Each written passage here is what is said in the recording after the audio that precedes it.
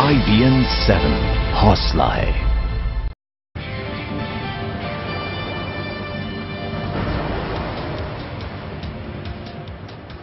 नमस्कार, मैं हूं आपके साथ हिमानी नैथानी। बुलेटिन की शुरुआत करेंगे इस वक्त की एक अहम खबर से। अपने 50 से 60 साल के इतिहास में 200 लाख करोड़ रुपए से भी ज्यादा की 12 पंचवर्षीय और 6 सालाना योजनाएं शुरू करने वाला योजना आयोग आज से नीति आयोग कहलाएगा। मोदी सरकार की ओर से नए साल के पहले ही दिन इसकी घोषणा की गई है। सरकार ने इस बाबत 1950 के एक फैसले में बदलाव किया है। कांग्रेस ने आरोप लगाया है कि बड़े दावे करने वाली सरकार महज आयोग का नाम बदल रही है, काम पहले की तरह ही होगा। उधर लेफ्ट ने भी केंद्र सरकार के इस फैसले पर विरोध जताया। वहीं बीजेपी का कहना है कि इसे एक मजबूत संस्था के रूप में विकसित किया जाएगा। आपको बता दें कि लाल किले की प्राचीर से पहली बार तिरंगा लहराने के बाद प्रधानमंत्री नरेंद्र मोदी ने योजना आयोग के स्वरूप को बदलने का ऐलान किया था। मोदी के ऐलान के बाद सरकार ने इस फैसले पर उसी वक्त से काम भी करना शुरू कर दिया था।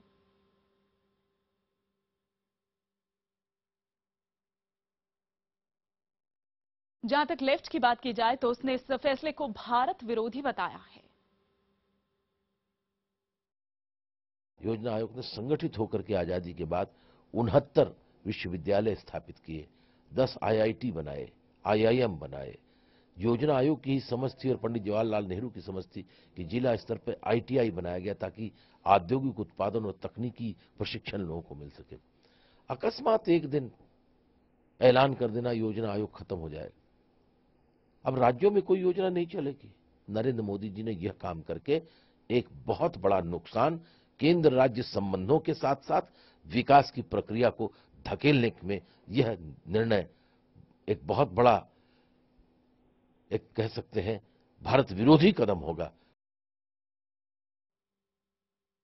हमारे वरिष्ठ सहयोगी विक्रांत यादव इस वक्त हमारे साथ और विस्तार से जानकारी के साथ इस पर जुड़ चुके हैं। विक्रांत, अगर आप अतुल अंजान की बात यहां पर सुन पाए हो तो उन्होंने कहा कि इससे केंद्र और राज्य के संबंधों पर असर पड़ेगा, क्या वाकई में ऐसा होगा इससे? देखिए, अभी क्योंकि इसका पूरा स्वरूप सामने नहीं आया है, लेकिन जो केंद्र सरकार का कहना है उसका इस मामले में साफ दावा है कि वो ये राज्यों का बेहतर इसमें समन्वय बने, इसी दिशा में ये कदम उठाया जा रहा है और राज्यों को ज़्यादा अधिकार मिले, ऐसा इसमें प्रावधान किया जाएगा।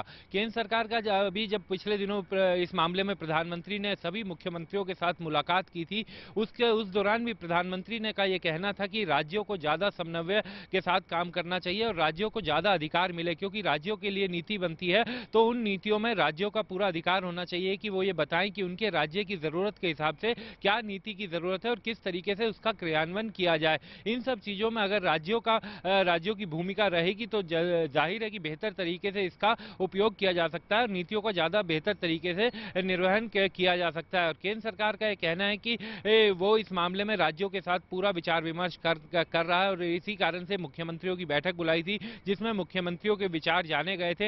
हालांकि कुछ मुख्यमंत्री उस समय नहीं आए थे, जैसे अगर हम बात करें ममता बनर्जी उस बैठक में नहीं पहुंची थी क्योंकि ममता बनर्जी और केंद्र सरकार के बीच तल्ख रिश्ते चल रहे थे। इसके अलावा उमर अब्दुल्ला चुनाव की वजह से नहीं पहुंचे थे और अब तो खैर वो वहां पर उनके सूबे में उन्हें हार का भी सामना देखना पड़ा। तो एक तरह से केंद्र सरकार अपनी तरफ से पुरजोर कोशिश कर रही थी कि इस मामले में राज्यों के साथ बेहतर संबंध किए जा सके, लेकिन जो विरोधी हैं उनका ये कहना है कि इस मामले में किसी से विचार विमर्श किए बिना ही सरकार ने पहले इसे अबॉलिश करने का फैसला लिया और उसके बाद मुख्यमंत्रियों की बैठक बुलाई, यानी सरकार फैसला पहले ले चुकी थी और मुख्यमंत्रियों के साथ बाद में विचार विमर्श कर रही थी।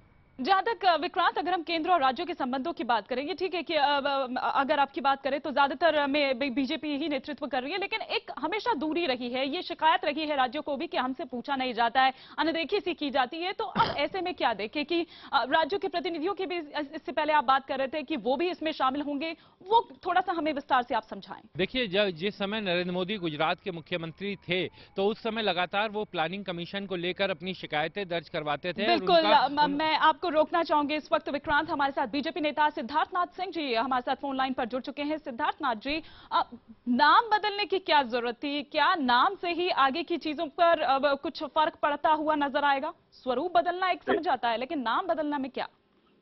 देखिए, रूप भी बदलना था और नाम भी बदलना था। रूप इसलिए बदलना था कि परिस्थितियां जो होती हैं, जब ये आयोग बना था, प्लानिंग कमीशन बना था, उस समय से अब तक की बहुत अंतर आ गया। जो प्लानिंग कमीशन का जो समय था, उन्होंने अपना पूरा का पूरा जो भी उससे फायदा मिलना था, 5 साल की जो योजनाएं थी उससे मिला, मगर एक आउटडेटेड चीज हो जाती है, उसके अंदर परिवर्तन लाना जरूरी था जो कि आज की परिस्थितियों के हिसाब से वो अनुकूल हो। और नाम भी इसलिए बदलना जरूरी है क्योंकि उससे एक सरकार की सोच भी दिखती है कि अब वो प्लानिंग कमीशन नहीं है, उसके साथ साथ उसकी सोच जो नाम से होती है उसकी भी पहचान बन जाती है। तो एक हेलो जी जी बिल्कुल। तो इसलिए तो दोनों ही आवश्यकता थी और दोनों ही आवश्यकताओं को पूरा करा गया है सरकार की तरफ से, जिससे कि आने वाले समय में हर राज्य को अपने उसका प्रतिनिधित्व अच्छा मिले और साथ ही साथ जो आगे आयोग को काम करना है, नीति आयोग को करना है, वो उस नीतियां ऐसी बनाए जिससे कि राज्य के पास ज्यादा शक्ति हो और राज्य अपने हिसाब से भी अपने निर्णय ले सके। बिल्कुल, शुक्रिया करेंगे हमारे साथ जुड़ने के लिए सिद्धार्थनाथ सिंह जी का, इस वक्त हमारे साथ जुड़ने के लिए। और इस वक्त हमारे साथ जेडीयू नेता केसी त्यागी जी हमारे साथ जुड़ चुके हैं। केसी त्यागी जी, आप कैसे देखते हैं इस फैसले को? देश की स्थापित परंपराओं को तोड़ करके नई परंपरा, नए नाम घोषित किए जाएं, इसी काम में सरकार लगी हुई है। जवाहरलाल नेहरू जी ने नियोजन के लिए प्लानिंग कमीशन बनाया था। राज्यों को, गरीब राज्यों को खास तौर से राशि का यहाँ से आवंटन होता था।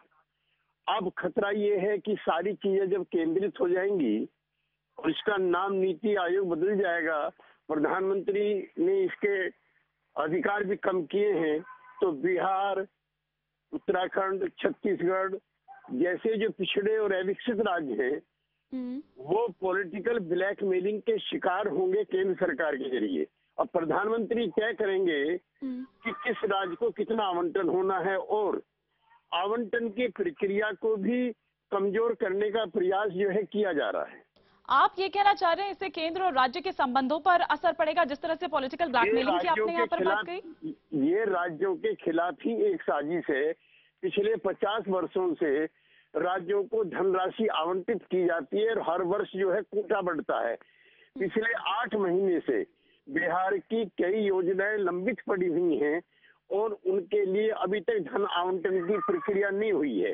तो हमें खतरा है कि जो गैर कांग्रेसी सरकारें हैं, जो अविकसित और पिछड़े राज्य हैं, उनकी उपेक्षा होगी और ये नाम बदलने का और जो धर्म बदलने का, जात बदलने का ये जो परिवर्तन का सिलसिला इन्होंने शुरू किया है, इस सब की बोझ में गरीब आदमी, गरीब राज्य दबेंगे, ऐसा जनता दल का मानना है। इसलिए हम इस नामकरण का विरोध करते हैं।